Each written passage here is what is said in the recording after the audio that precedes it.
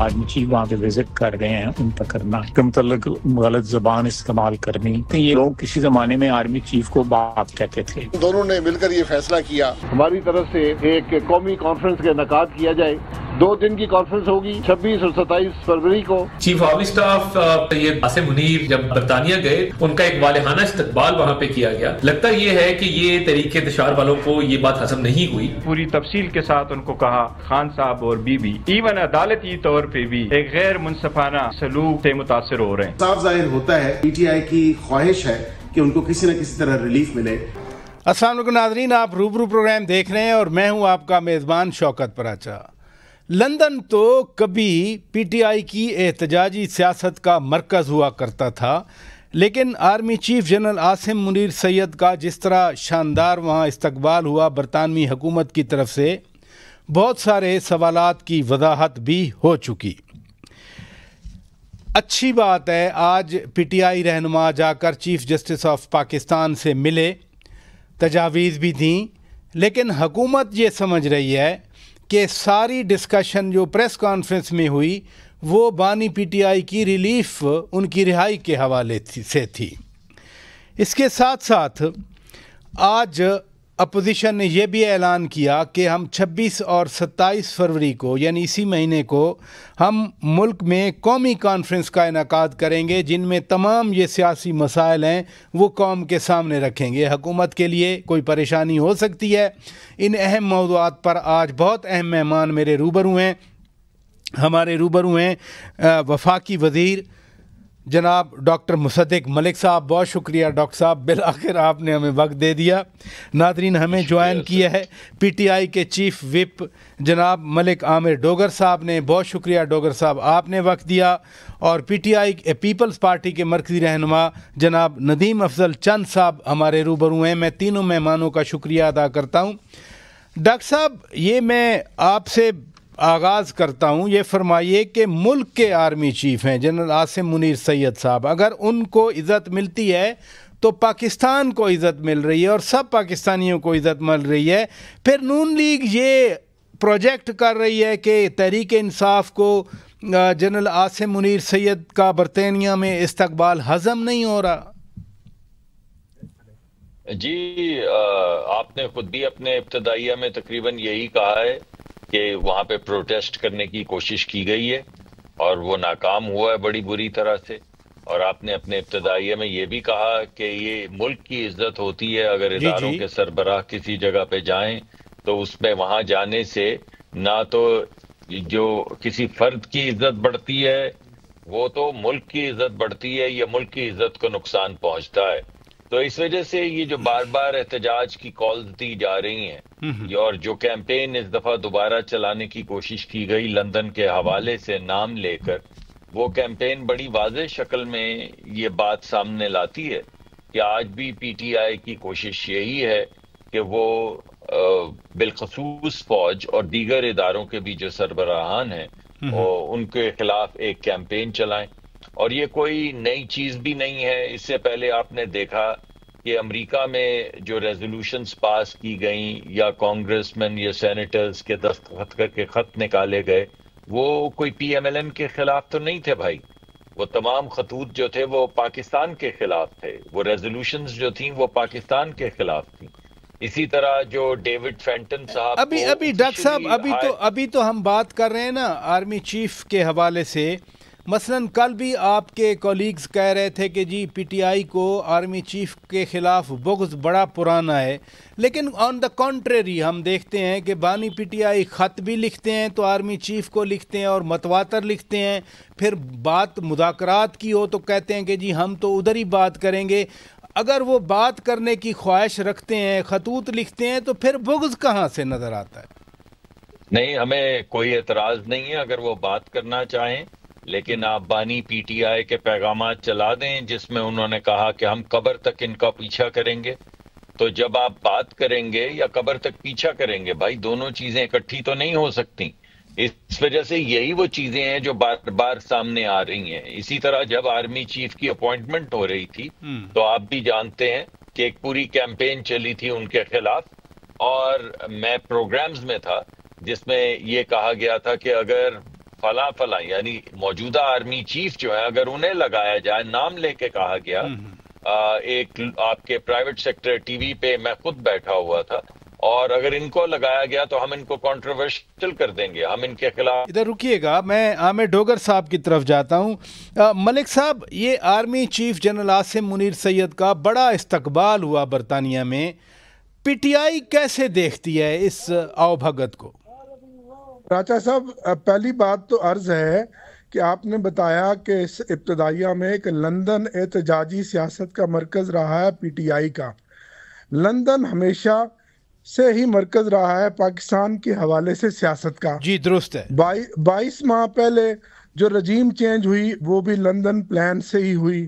اس سے پہلے 2 بڑی جماعتوں کے درمیان چارٹرڈ آف ڈیموکریسی ہوا، وہ بھی لندن میں ہی ہوا. اس سے پہلے جب جلا وطن میں شہید بے نظیر بھٹو صاحبہ تھیں، وہ بھی لندن سے ہی انہوں نے اپنی پوری سیاست اور احتجاج اور جو پورا مومنٹم بنایا لندن سے بنایا. اور جب میاں نواز شریف صاحب جب بھی فرار ہو کر جاتے ہیں، بھلے وہ جعلی پلیٹلیٹس کی رپورٹ لے کر جائیں یا ملک سے ویسے بھاگیں، وہ لندن جاتے ہیں. اب ملک صاحب، جو میرا ایگزیکٹلی جو میں نے کہا نا کہ پی ٹی آئی کے پروٹیسٹ کا، میری گزارش سن لیں، میں نے جو گزارش کی تھی نا کہ پی ٹی آئی کے پروٹیسٹ کا مرکز رہا، میرا مطلب بھی یہی تھا کہ میاں صاحب جاتے ہیں پروٹیسٹ ہوتا ہے، قاضی فائز عیسیٰ صاحب جاتے ہیں پروٹیسٹ ہوتا ہے. نہیں، وہ تو دیکھیں ڈائریکشن چینج ہو جاتی ہے نا. کبھی پروٹیسٹ اے بی کے خلاف کرتا ہے، کبھی بی اے کے خلاف کرتا ہے. آج ہم پروٹیسٹ کر رہے ہیں، کل کو کوئی ہمارے خلاف کر رہا تھا اور کل شاید ہمارے خلاف کوئی ہو، وہ بات نہیں ہے. لیکن میں یہ پوچھنا چاہ رہا ہوں کہ یہ آپ ٹاک شو آرمی چیف کے حوالے سے کیوں کر رہے ہیں؟ آپ آرمی چیف کو سیاست میں کیوں دھکیل رہے ہیں، کیوں گھسیٹ رہے ہیں؟ سپاہ سالار ہیں ہمارے پاکستان کے، اگر ان کا کسی ملک میں استقبال ہوا ہے تو ہمارے لیے فخر کی بات ہے. بڑی اچھی بات کی آپ نے. آرمی چیف کو آپ سیاست میں کیوں لے کر آنا چاہتے ہیں؟ آرمی چیف کا سیاست سے کیا تعلق ہے؟ ہماری سیاست کا کیا پاکستان کی سیاست کا آرمی چیف کا کوئی تعلق ہے؟ تو پھر آپ اس کا مطلب انڈورس کر رہے ہیں اس بات کو. کوئی اور بات کرے نا سر. آپ نے بڑی اچھی بات کی، میں خوش ہوا آپ کی بات سن کے، کیونکہ ملک صاحب میں بڑا خوش ہوا، آنیسٹلی میں بڑا خوش ہوا ملک صاحب، آپ نے بڑی اچھی بات کی. آپ نے تقریباً ہمارے پوائنٹس کو انڈورس کر دیا کہ سیاسی جماعتیں مل کے بیٹھیں، کیوں آرمی چیف کو خط لکھتے ہیں، کیوں جو ہے ادھر ہی مذاکرات کی بات کرتے ہیں. میں تو آپ کا شکریہ ادا کر رہا ہوں. اچھا پراچا صاحب، آخری بات کی کہ بغض ہے آرمی چیف کے خلاف. کب کس سیاسی پارٹی نے بغض نہیں نکالا؟ ابھی باجوہ صاحب کے خلاف بہت نکالا، مصدق ملک صاحب کی پارٹی نے، اور کیا کچھ کہا. اور اس سے پہلے پرویز مشرف کے خلاف کیا کچھ کہا، وہ بھی آرمی چیف تھے. اور اس سے پہلے پیپلز پارٹی نے ضیاء الحق کے خلاف کیا کچھ کیا، وہ بھی آرمی چیف تھے. اور ان بدقسمتی کے ان تینوں آرمی چیفوں نے اپنے اپنے ادوار میں بدترین پولیٹیکل وکٹمائزیشن کی ان پارٹیوں کے خلاف، جس طرح اب ہمارے خلاف ہو رہی ہے. تو یہ تو آرمی چیف، تو ہر آرمی چیف جو ہے وہ نشانہ بنا ہے ان پولیٹیکل پارٹیوں کا جو اس وقت کی متاثرہ پولیٹیکل پارٹیاں تھیں، جیسے آج ہم ہیں اور اس سے پہلے پوائنٹ ٹیکن ملک صاحب، پوائنٹ ٹیکن ہر آرمی چیف. جی پوائنٹ ٹیکن. اجازت دیں میں ذرا ندیم افضل چند صاحب کا پرسپیکٹیو لے لوں. چند صاحب یہ فرمائیے، اگر پہلا یہی سوال کر لیتے ہیں، آرمی چیف کی جو لندن وزٹ ہے، قاضی فائز عیسیٰ صاحب گئے تھے، بڑا احتجاج پورے میڈیا پہ، سوشل میڈیا پہ چلا، آپ نے دیکھا میاں صاحب کے خلاف احتجاج کی ملک صاحب نے خود بات کر دی. اب آرمی چیف گئے ہیں، بڑا اچھا استقبال ہوا ہے برطانوی حکومت کی طرف سے. آپ کیسے ریڈ کرتے ہیں پاکستانی سیاسی کانٹیکس میں؟ پی ٹی آئی والے دوستوں سے میری یہی کئی دفعہ میری ان سے ڈسکشن بھی ہو چکی ہے، of the camera on the camera, کہ آپ کیونکہ انٹلیکچولی تو میں سمجھتا ہوں وہ بھی جانتے ہیں کہ وہ کتنے کلیئر ہیں، یا کس معاملے میں، ڈیموکریسی کے معاملے میں یا سویلین سپریمیسی کے معاملے میں ان کی کیا رائے ہے. لیکن اس کے باوجود میں سمجھتا ہوں کہ پاکستان کا پرائم منسٹر یا لیڈر کو، یا لیڈر آف دی اپوزیشن، یا کوئی آرمی چیف یا چیف جسٹس، کوئی بھی شخصیت باہر جائے جو پاکستان کے ساتھ جس کا جڑی ہوئی ہو اس کا عہدہ یا اس کی شخصیت، تو اس کے پھر پاکستان کے باہر نعرے بازی کرنا یا ان کے خلاف ٹرول کرنا یا وہ کو مناسب نہیں ہے. لیکن کیونکہ برطانیہ کے ساتھ ہمارے آلریڈی ہمارے ملک کے بہت اچھے تعلقات ہیں پرانے، اور خصوصاً ہماری فوج کے بھی بہت اچھے تعلقات ہیں، ہمارے لوگ وہاں وار کورس بھی کرتے ہیں، بہت ساری اور اسٹڈیز کے لیے جاتے ہیں، تو میں سمجھتا ہوں کہ وہاں تو پذیرائی ملتی ہے، اور موجودہ آرمی چیف کو بھی کافی پذیرائی وہاں سرکاری طور پہ ملی ہے. یہ ایک خوش آئند بات ہے ملک کے لیے. لیکن حکومت، خاص نون لیگ کی حکومت کی بات کر رہا ہوں، وہ پھر ابھی ملک صاحب بھی کہتے ہیں کہ ہمارا کوئی بغض نہیں ہے آرمی چیف کے خلاف، موجودہ کے خلاف، لیکن نون لیگ کہہ رہی ہے کہ بغض ہے. رانا ثناء اللہ صاحب تو خطوط کے حوالے سے کہہ رہے ہیں کہ یہ بانی پی ٹی آئی خطوط لکھ کر اپنے لیے NRO مانگ رہے ہیں. دیکھیں جی، میری رانا صاحب سے رائے ذرا مختلف ہے. ٹھیک ہے. میں سمجھتا ہوں کہ جو خطوط ہیں اس پہ ڈیبیٹ ہونی چاہیے، اور پولیٹیکلی ڈیبیٹ ہونی چاہیے. اس پہ ود ان پارٹیز یا اداروں کے اندر بیٹھ کے بھی ان چیزوں کے اوپر ڈسکشن ہونی چاہیے. یہ ملک کے لیے اچھی چیزیں ہوتی ہیں. کوئی آج عہدہ ہے کسی کے پاس، سال 2 سال 5 سال بعد وہ اس عہدے پہ نہیں ہوگا. جس طرح پہلے کئی چیف آئے، کئی وزیر اعظم آئے، کئی لیڈرز آئے چلے گئے، لیکن ملکوں کے اندر میں سمجھتا ہوں کہ ایسی اگر کوئی لیڈر یا کوئی پارٹی لیٹر لکھتی ہے، ایک تو ان کی اپنی پارٹی کو اون کرنا چاہیے، سینٹ کے اندر بھی، قومی اسمبلی کے اندر بھی، اور پھر کوئی حرج نہیں کہ اگر یہ خط وہ پولیٹیکل پارٹیز کو لکھتے تو زیادہ بہتر تھا، یا پولیٹیکل پارٹیز کے ساتھ بیٹھ کے وہ ڈیبیٹ کرتے، یا پارلیمان کے اندر کٹ موشن لاتے، یا اور بڑے طریقے ہوتے ہیں کہ آپ ان چیزوں کے اوپر ڈیبیٹ کر سکتے ہیں، تو وہ پارلیمان کی بھی عزت ہوتی اور ان کے لیے بھی بہتر ہوتا. لیکن یہ خطوط لکھنا، میں اس کو NRO، میں PTI کا موقف کی بھی کبھی یہ بات نہیں کرتا کہ کون NRO مانگتا ہے کون نہیں مانگتا، لیکن یہاں مل جاتا ہوتا ہے، جب کوئی مانگے اس کو بھی ملتا ہے، کہیں کو بغیر مانگے بھی ملتا ہے. اس ہسٹری ہے پاکستان کی. تو رانا صاحب کی رائے سے میں اتفاق نہیں کرتا کہ NRO جب کوئی دیتا ہے تو کسی سے پوچھ کے کوئی نہیں دیتا، وہ مل جاتا ہوتا ہے. رانا صاحب سے اور میرے سے کوئی نہیں پوچھے گا جب ان کو NRO میں، نہ ہماری وجہ سے کسی نے ان کو NRO دینا ہے، نہ ہماری وجہ سے کسی نے یہ صحیح فرمایا آپ نے. ادھر رکیے گا پلیز، مجھے بریک کا کہا جا رہا ہے. ویلکم بیک ناظرین، آپ روبرو پروگرام دیکھ رہے ہیں. ڈاکٹر مصدق ملک صاحب، میں آپ کی طرف آتا ہوں. چیف جسٹس آف پاکستان سے آج PTI کے لوگ ملے، جا کر ملاقات کی، باہر آ کر شکایات کے انبار لگا دیے. 26 نومبر یا 9 فروری کے حوالے سے وہی باتیں کی جو کہتے رہتے ہیں. آپ کیا سمجھتے ہیں اس ملاقات کے حوالے سے؟ دیکھیے، ایک تو آپ کے پچھلے سیکشن میں 2-3 چیزیں ہوئیں. جی. ایک تو ملک صاحب نے خود اعتراض کیا کہ آرمی چیفز کے خلاف تو احتجاج ہوتا ہی ہے، یعنی وہ ایک ہی سانس میں یہ بھی کہہ رہے ہیں کہ احتجاج ہوتا ہے، احتجاج ہم کر رہے ہیں، اور ساتھ میں یہ بھی کہہ رہے ہیں کہ احتجاج نہیں ہونا چاہیے. انہوں نے ان سوالات کا جواب بھی نہیں دیا کہ صرف یہ احتجاج پہلی مرتبہ تو نہیں ہوا. جنرل صاحب کا نام لے کر، عہدے کا نام لے کر یہ کہا گیا کہ ہم قبر تک پیچھا کریں گے، ہم یہ کر دیں گے، ہم وہ کر دیں گے. یا تو وہ تمام گفتگو جو ہوئی ہے اس پہ معذرت کر لیں اور اس کو ریٹریکٹ کر لیں، تاکہ یہ بات ہمیشہ کے لیے ختم ہو جائے. جب DGI اپوائنٹ ہوئے تھے چیف، اس دن سے لے کر آج تک جتنی بھی گفتگو چیف کے حوالے سے کی گئی ہے، یا تو PTI ایک دفعہ اس کو بولے کہ ہم ریٹریکٹ کرتے ہیں، یا معافی مانگ لے کہ ہم معافی مانگتے ہیں اور آج کے بعد نہیں کریں گے اور ہم سیاسی گفتگو کرنا چاہتے ہیں، تو گفتگو آگے بڑھ جائے گی. دوسری بات، چند صاحب کی بات سے میں متفق ہوں کہ ہر چیز پہ ڈیبیٹ ہونی چاہیے، مگر جمہوری طریقہ کار سے ہونی چاہیے، پارلیمان میں ہونی چاہیے، کمیٹیز میں ہونی چاہیے. تھوڑی سی بات آگے بھی بڑھی ہے. آج تو اپوزیشن شاہد خاقان عواسی صاحب اور محمود خان اچکزئی صاحب نے جو پریس کانفرنس کی، انہوں نے کہا کہ ہم یہ انسانی حقوق کا معاملہ ہو یا ہماری ڈیٹینشنز ہوں یا انصاف کی عدم فراہمی ہو، ہم ان معاملات پر 26 اور 27 فروری کو ملک میں قومی کانفرنس بلائیں گے. حکومت اس کو کتنا بڑا چیلنج سمجھتی ہے؟ دیکھیے، میں تو کسی بھی ڈائیلاگ کو، کسی بھی کانفرنس کو کوئی مسئلہ نہیں سمجھتا. اچھا، چند صاحب نے جو بات کی وہ بہت اچھی بات ہے، آپ ڈائیلاگ کریں، لیکن اگر آپ یہ کہیں اور آپ کے چیف منسٹر کہیں کہ ہم اسلام آباد پہ قبضہ کرنے آ رہے ہیں، یا اگر وہ یہ کہیں کہ ہم آئیں گے اور جیل توڑ کے قیدی کو لے کر چلے جائیں گے.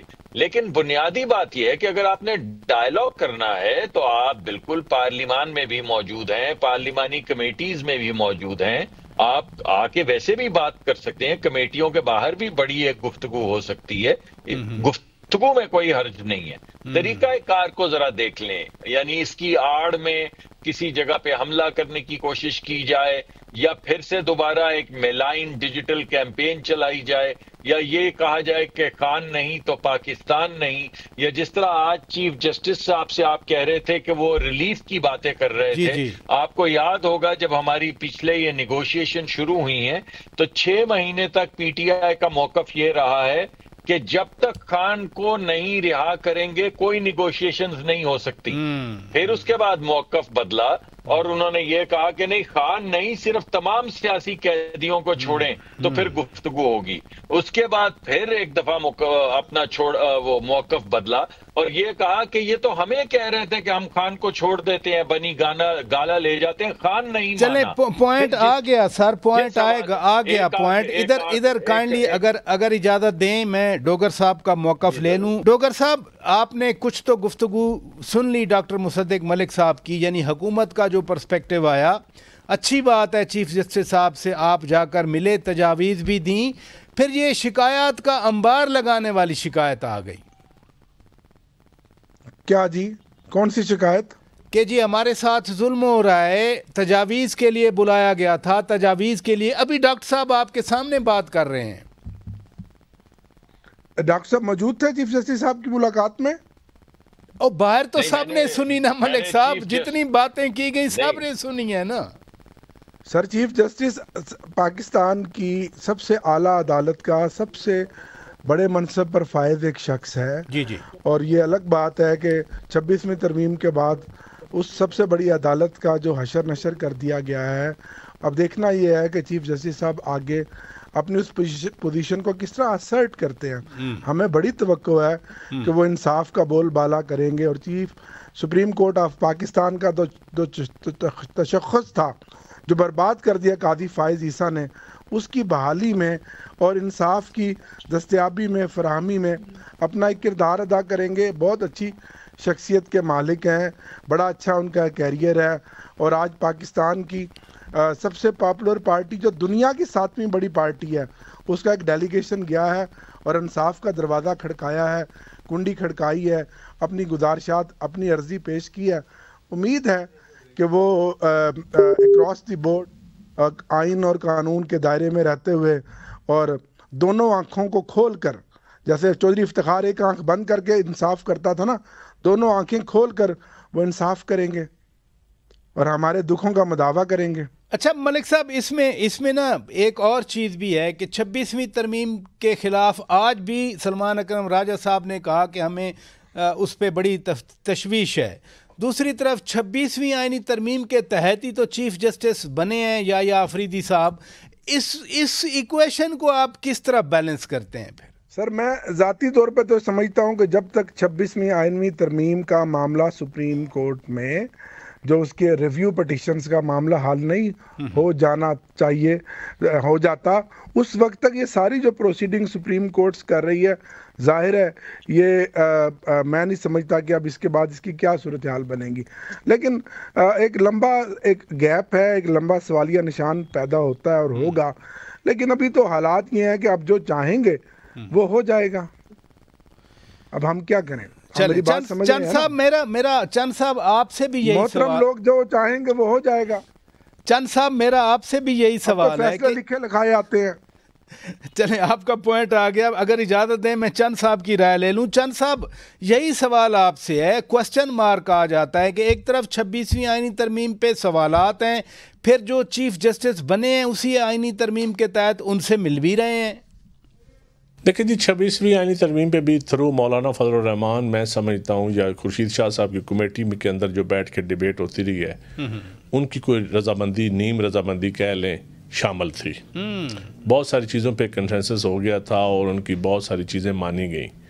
اور جس سے میرا خیال ہے یہ ترمیم، یہ تو تاریخ بتائے گی یہ ترمیم ٹھیک ہوئی یا غلط ہوئی، یہ ادارہ کے اوپر ڈیپینڈ کرتا ہے کہ ادارہ کی کارکردگی کتنی بہتر ہوتی ہے.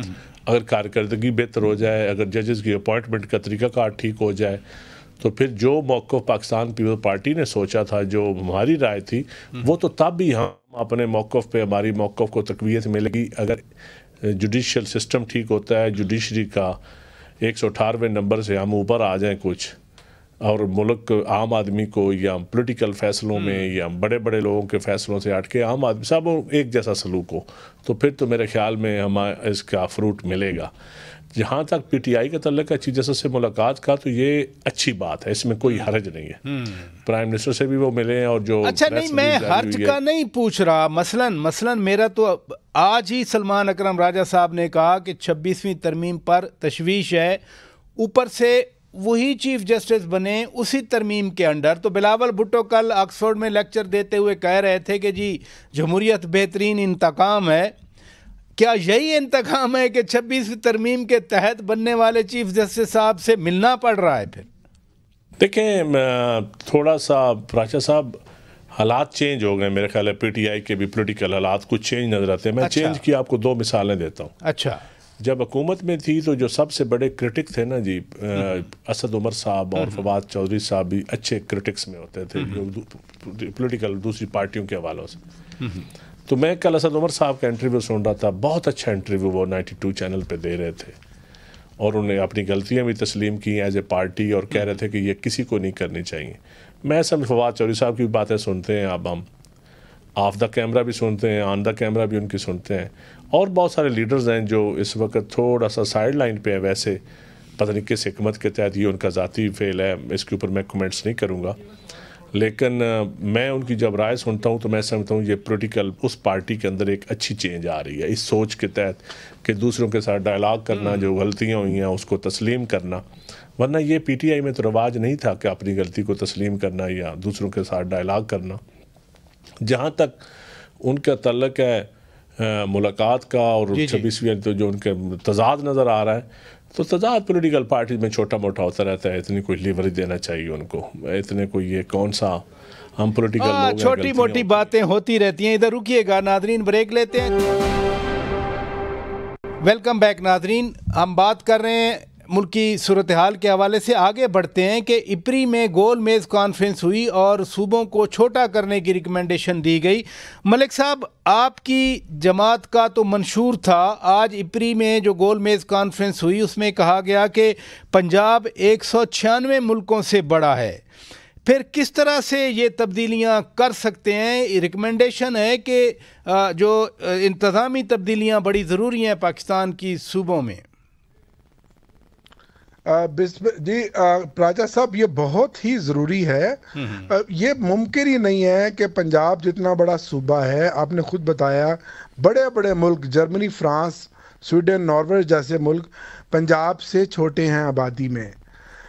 جنوبی پنجاب جو 11 اضلاع پر مشتمل صوبہ ہے، الگ صوبہ بنانے کی ہماری جو ڈیمانڈ ہے، وہاں کے عوام کی ڈیمانڈ ہے، جو ہماری تحریک ہے، وہ عرصہ دراز سے چلتی چلی آ رہی ہے. پہلی بار عملی طور پر پاکستان تحریک انصاف کی حکومت نے سول سیکریٹریٹ کا قیام کا اعلان کیا، وہاں additional I G south Punjab کا عہدہ بنایا، ان کے نیچے ساؤتھ پنجاب کے سیکرٹریز بٹھائے، ایڈیشنل آئی جی بٹھایا، اور رولز اینڈ بزنس میں ترمیم کی، اور بجٹ میں ترمیم کر کے رنگ فینس کیا کہ جو ہمارے جو آبادی کے لحاظ سے ہمارے جو فنڈز ہیں وہ ہماری جو آبادی ہے، ہمارے جو ضلع ہیں، انہی میں خرچ ہوں گے، ریپروپریشن نہیں ہوگی. تو سر ہم نے سب کچھ کیا. 3.5 ارب کی خطیر رقم سے بہت خوبصورت بلڈنگ جنوبی پنجاب سیکریٹریٹ کی بن چکی ہے. Additional I G south Punjab بیٹھے ہیں جو صبح سے لے کے شام تک مکھیاں مار رہے ہیں. 21 اختیار جو ہم نے نیچے ڈیوالو کر کے ان کو دیے، مریم نواز صاحبہ نے واپس لے لیے، اور تخت لاہور کی کیونکہ ہم قید میں ہیں انہوں نے دوبارہ ہمیں جکڑ لیا. اب میں یہ سوال کرتا ہوں پراچا صاحب, آخری بات, کہ اربوں روپیہ جو ہم نے اس انفراسٹرکچر پہ خرچ کیا تھا وہ سارا فارغ ہو گیا. سیکٹریز ابھی بھی بیٹھے ہیں لیکن ان کے پاس اختیار کچھ نہیں ہے. ملک صاحب میری گزارش یہ ہے, یہ جو ماہرین نے ریکمنڈیشن دیں ان میں کہا گیا کہ پارلیمنٹ لیڈ کرے. آپ پارلیمنٹ میں ہیں تو پارلیمنٹ میں بھی تو آپ بات کر سکتے ہیں. جیسے ہم نے کی ہے, قراردادیں دی ہیں, منظور کی ہیں, بل ہوئے ہیں. پیپلز پارٹی تو اس میں کلیئرٹی کے ساتھ ہمارے ساتھ کھڑی ہے. P M L N clear نہیں ہے, وہ ساتھ ہی 1.5 اینٹ کی مسجد بناتے ہیں کہ بہاولپور کو بھی صوبہ بناؤ. یعنی کہ نہ رادھا ہوگی, نہ نومن تیل ہوگا, نہ رادھا ناچے گی. بھئی بہاولپور کے 3 اضلاع پر آپ بہاولپور ڈویژن کو الگ سے صوبہ بناتے ہیں کہ یہ ریاست تھی, ماضی میں بالکل ریاست تھی, مانتے ہیں, لیکن وہ ریاست کتنی بڑی ریاست تھی. آج اس ریاست میں سے ہریانہ میں چلی گئی. آج وہ ریاست جو ہے آپ کا پورا احمد آباد سے نیچے انڈیا کے راجستھان میں چلی گئی. آج باقی وہ پنجاب کے صوبے میں 3 ان کے ضلع, ایک ڈویژن ہے. لیکن اگر وائبل بنانا ہے تو پھر 11 کے 11 اضلاع کے اوپر اگر جھنگ سائی وال کو بھی کنسنسس کر کے اور بکھر کو بھی ملا لیا جائے تو ایک بڑا وائبل, بڑا سمارٹ یونٹ بنتا ہے. لیکن پی ایم ایل این کیونکہ نہیں چاہتی, ظاہر ہے وہ تختے لاہور. چلے میں جواب لے لیتا ہوں ڈاکٹر صاحب سے, میں جواب لے لیتا ہوں. ڈاکٹر صاحب اسی سیمینار میں جو میں تو چونکہ وہ ریکمنڈیشن آئیں ماہرین کی باتیں, انہوں نے کہا کہ نئے صوبے معاشی اور سیاسی استحکام کے لیے ضروری ہیں.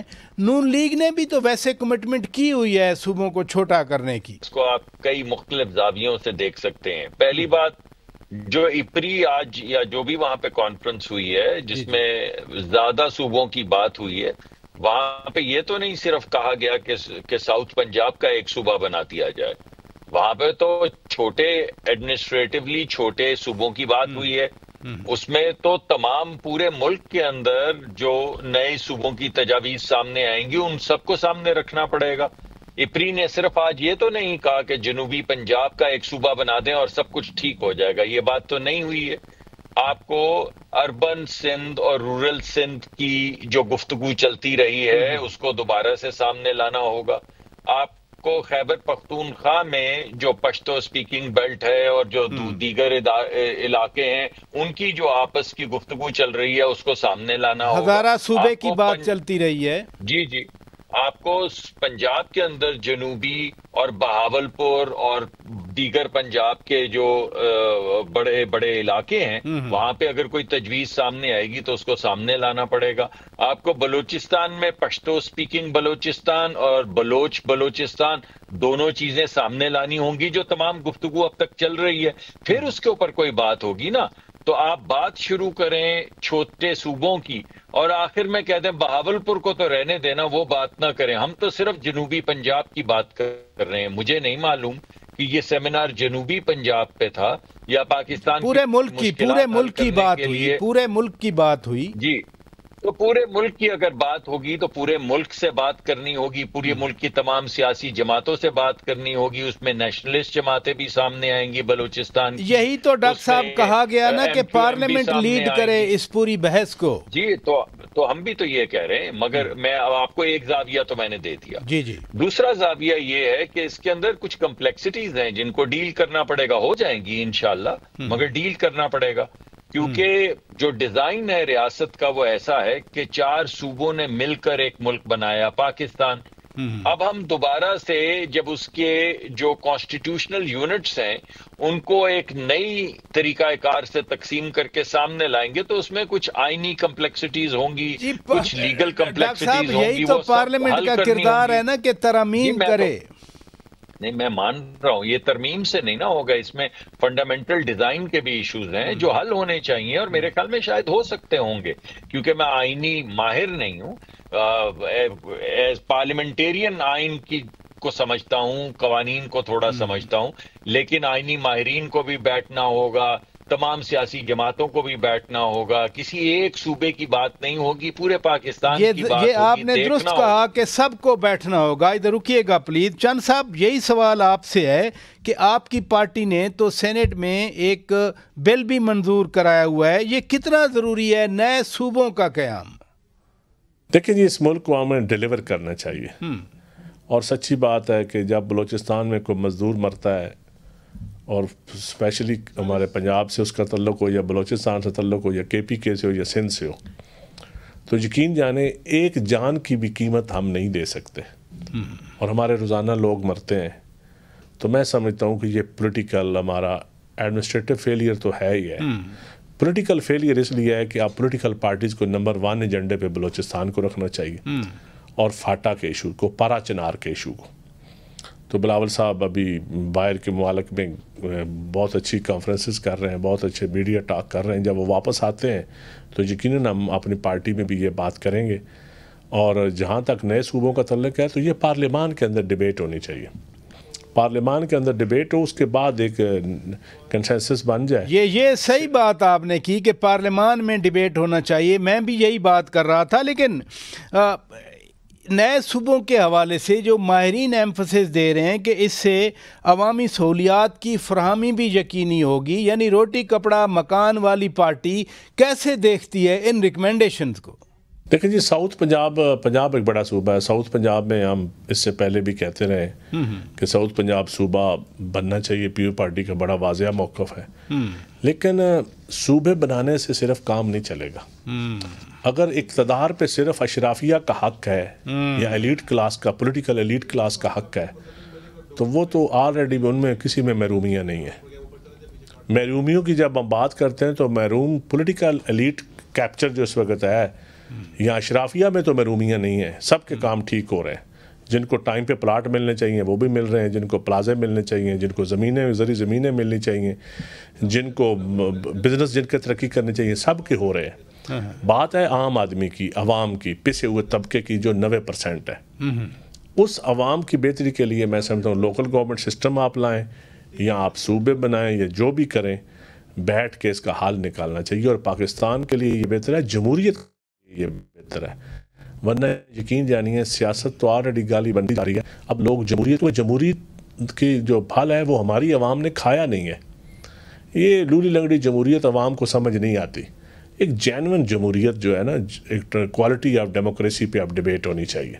اور اس پہ میں سمجھتا ہوں کہ ہمیں پولیٹیکل پارٹیز کا یہ حق ہے, پارٹیوں کے اندر جمہوریت سے شروع کر کے ہم عوام تک ڈیلیور کریں. تو اس میں صوبے ہوں یا لوکل گورنمنٹ سسٹم ہو, وسائل کی تقسیم بڑے انصاف کی بنیاد پہ ہونی چاہیے. اس وقت تو نہیں ہو رہی, اسی لیے محرومیاں بڑھ رہی ہیں. یہی اہم بات ہے کہ وسائل کی تقسیم عوام تک پہنچنی چاہیے. بہت شکریہ چیف وپ پی ٹی آئی جناب ملک عامر ڈوگر صاحب, آپ نے وقت دیا. فیڈرل منسٹر ڈاکٹر مصدق ملک صاحب, آپ نے وقت دیا. جناب ندیم افضل چند صاحب, بہت شکریہ, آپ نے وقت دیا. ناظرین اجازت دیجیے, خدا حافظ.